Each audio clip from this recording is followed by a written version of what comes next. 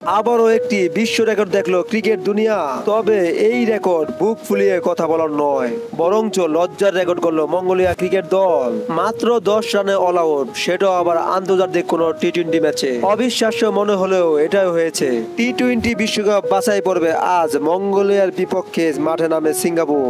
এই ম্যাচে সিঙ্গাপুরের বোলিং এর তোপে মাত্র 10 রানে অল আউট হয়ে যায় মঙ্গোলিয়া, যা ক্রিকেট ইতিহাসে টি-20তে সর্বনিম্ন স্কোর। মঙ্গোলিয়াকে এত অল্প রানে আটকে দেওয়া বড় ভূমিকা রাখে সিঙ্গাপুরের বোলার হার্ষা বরদ্দাজ।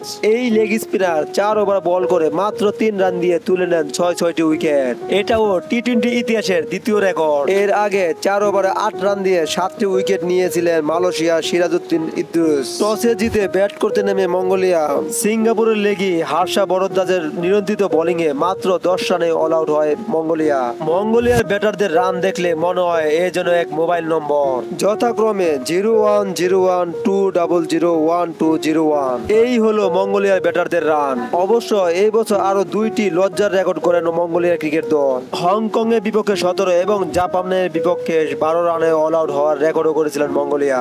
মাত্র 11 রানের টার্গেটে ব্যাট করতে নেমে সিঙ্গাপুর 5 বলে জয় তুলে নেয়, যা ক্রিকেট ইতিহাসে সবচেয়ে কম বলে জেতার রেকর্ড। এমন একটা রেকর্ডের পাশে নাম লেখালেন সিঙ্গাপুর ক্রিকেট দল। সব ধরনের খেলার আপডেট পেতে অবশ্যই চ্যানেলটি সাবস্ক্রাইব করে পাশে থাকুন। ধন্যবাদ।